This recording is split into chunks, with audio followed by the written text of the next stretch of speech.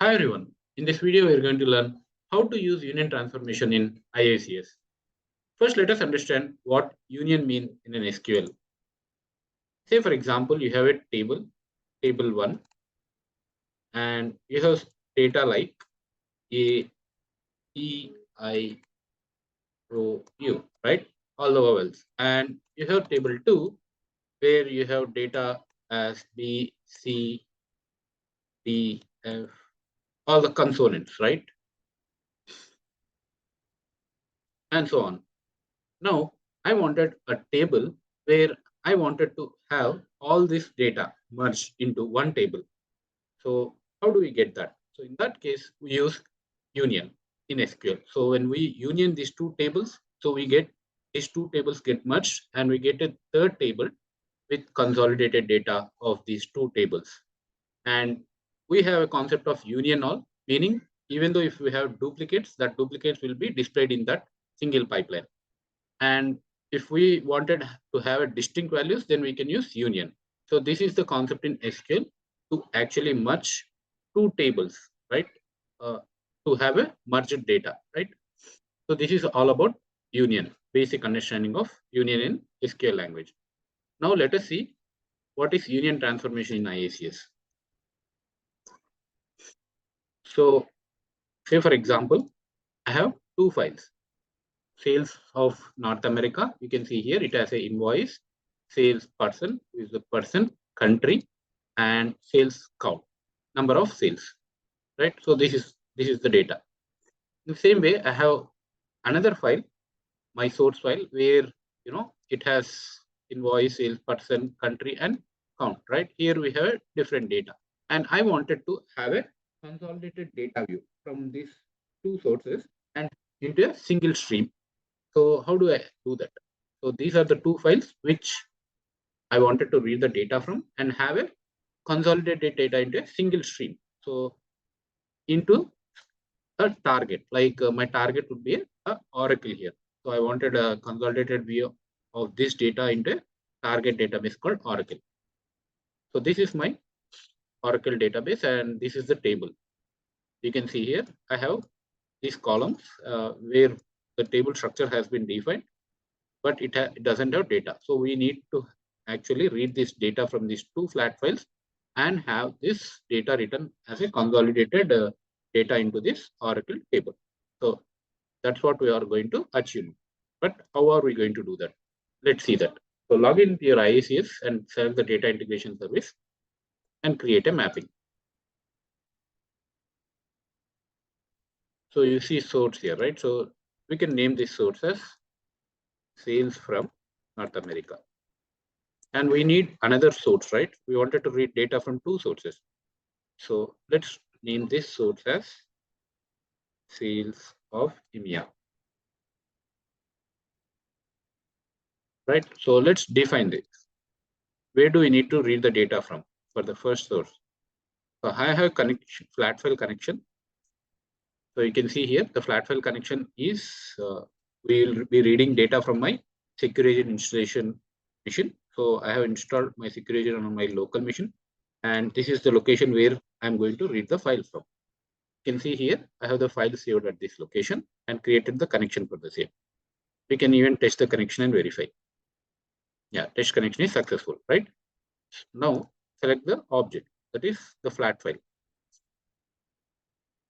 Sales underscore NA is my first source. You can even preview the data as well here. So this is the data we have, right? The same way we are going to configure second source, second file, right? Same. It is present in the same location and the flat file, we are going to select it now. That's sales underscore EMEA.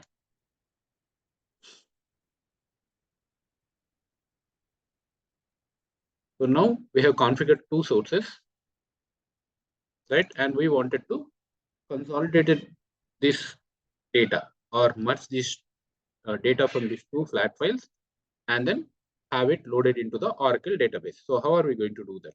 So here you see we are going to add the union transformation. Add the union transformation here. So I'm going to name my union transformation as union underscore sales. And we need to have this source also attached to this union transformation.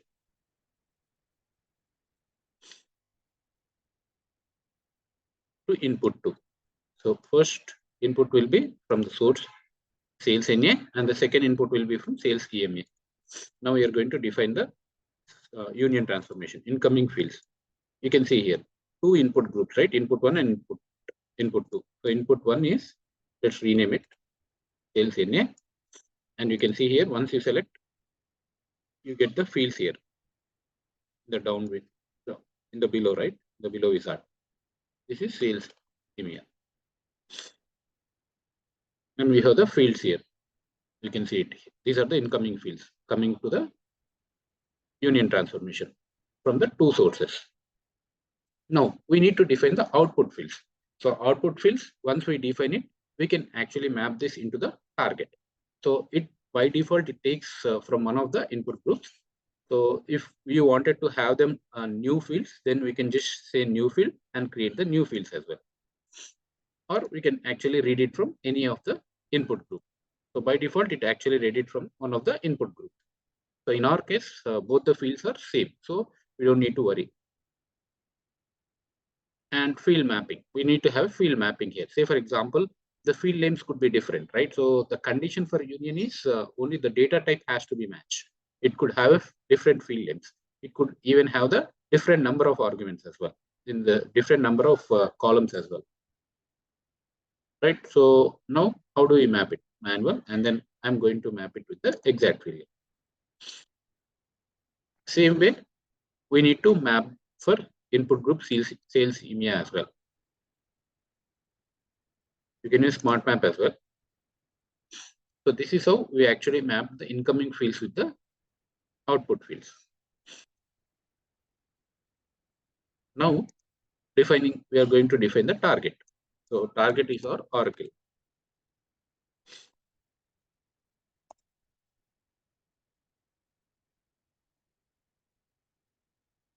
Okay, we didn't name the mapping. Let me name my mapping as something called _union demo.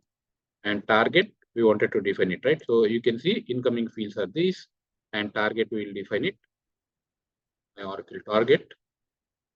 And I already have the table here, sales _ global. We're going to select that table now.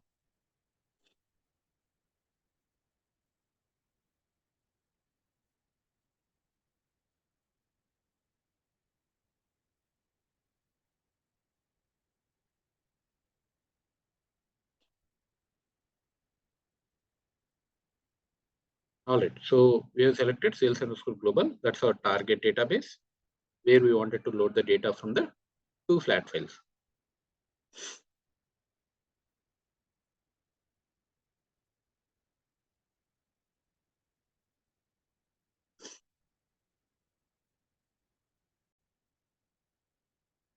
All right, so we can preview the data. It has no data anyway. Just to confirm, you can preview the data.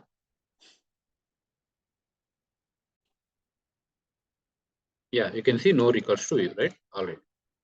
Now go to the target fields. So these are the target fields, and we need to map this target field. So if you see, these are the target fields coming from the Oracle database. So you can see here, these are the columns, right? Now we need to map this target fields with the incoming fields. Incoming fields are the, you can clearly see here, incoming fields are the output fields from union transformations. Now we can use smart map here. So you can see even with the smart map, this didn't get mapped, right? Country. So the column name was, the field name was country in flat files. So you can see the name was country, but in database in Oracle, it was region. So even smart map was not able to map it. So in that case, we can do this manually. So for that, you need to have field map options as manual. So this will be automatic by default, or if it is automatic, then you have to select it as manual and then map these fields manually like this. All right. Now we have mapped the incoming fields with the target fields, right? Now save it. That's it. Now we are going to run the mapping. So select the runtime environment as your secure agent. Just make sure your secure agent is up and running, and then run the mapping job. We can track the job status in My Jobs.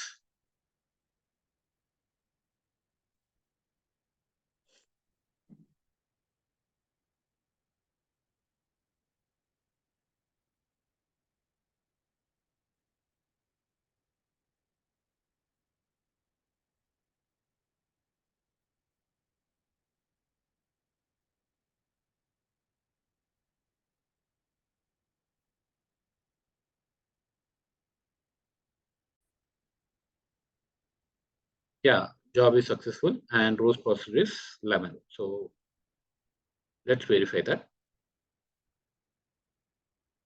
Yeah, we could see the data has been loaded into the Oracle database.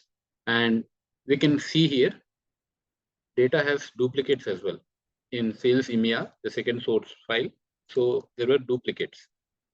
It has 5 records and the first one has 6 records. So 11 records has been loaded into Oracle database, right? So even though we have duplicates here, that actually got loaded as is into the Oracle database.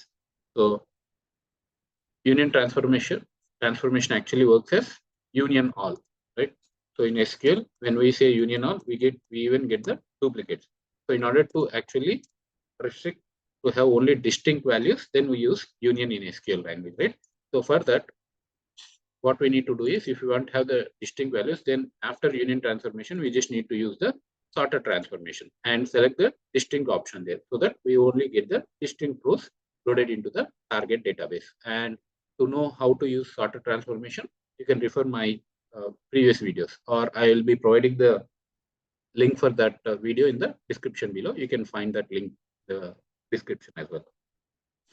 So here, what we did, like we actually read the data from 2 input sources and use the union transformation to merge this data and load it into a target database. So in short, we can say that union transformation, though it actually looks simple, it actually, it consolidates data from multiple sources into a single stream. So very helpful, yet effective functionality. It provides yet effective functionality, and it helps you to create comprehensive data sets for deeper analysis and informed decision making. So in this video, we have seen how to use union transformation in IICS. Hope this video was helpful. If you like the video, please like, subscribe, and share it. Thanks for watching.